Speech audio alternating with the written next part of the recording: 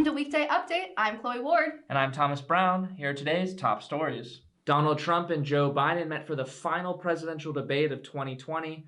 And on the bright side, at least now, the worst thing we have to sit through on TV is The Masked Singer. In one heated exchange, the candidates argued over who is to blame for building the cages at the border, with Trump making this solid argument that if he was responsible, they would have certainly gone bankrupt by now. Vice President Pence held a rally in Tallahassee, Florida this past Saturday. Among those in attendance was college students, local seniors, 12 captured alligators, and every couple who thought their plantation wedding venue was just so pretty.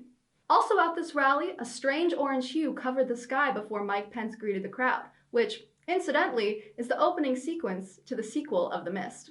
On the campaign trail this month, Biden has expressed that he's, quote, not opposed to the appointment of Amy Coney Barrett, against the Green New Deal, against a total ban on fracking, and in support of increased police budget. It makes you miss the days when the scariest thing coming out of Biden was the blood leaking out of his eyes.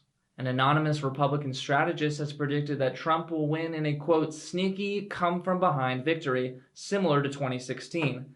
Coincidentally, sneaky come-from-behind is also the name of Trump's favorite sexual position. When seen voting in Florida, President Trump stated, "I voted for a guy named Trump." He then followed that with, "Who is that? Where am I? And am I still dreaming?"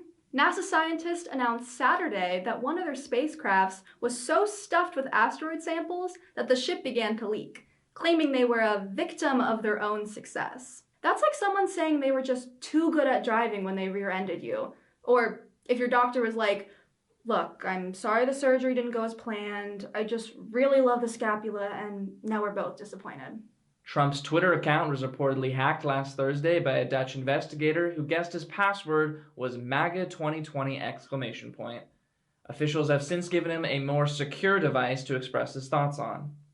In an interview with Joe Rogan, rapper KANYE West said he was, quote, called by God to be the leader of the free world, followed immediately by a text that said, LOL, wrong number. A deal to have Santa Claus performers advertise the benefits of a COVID vaccine was reportedly called off. Personally, I think the idea was great, because nothing reminds us more of a mythological creature arriving during the wintertime than a COVID vaccine. White House Chief of Staff Mark Meadows said on CNN that we are not going to control this pandemic. And on this next episode of stating the complete obvious, water is wet, the sky is blue, and there is something seriously wrong with Mitch McConnell's hands. Officials found and destroyed a nest of murder hornets on Saturday, meaning the most dangerous parasites in America are still TikTok stars. Airlines from United to Southwest reported on Thursday that they've lost billions of dollars of potential revenue during the coronavirus pandemic. In order to regroup profits, all children under 12 will now be considered a carry-on item. This past Sunday was National Pasta Day. Here's your chance to whip out your pantry, get your linguine, your garlic, and that one frat guy who insists he's not white, he's ethnically Italian. The iPhone 12 will reportedly be sold without a charger or headphones in order to save plastic, even though they will be sold separately in their own containers. In the same logic, I will be eating my dessert separate from my dinner, and that way the calories won't count. For Weekday Update, I'm Thomas Brown. And I'm Chloe Ward. Good night.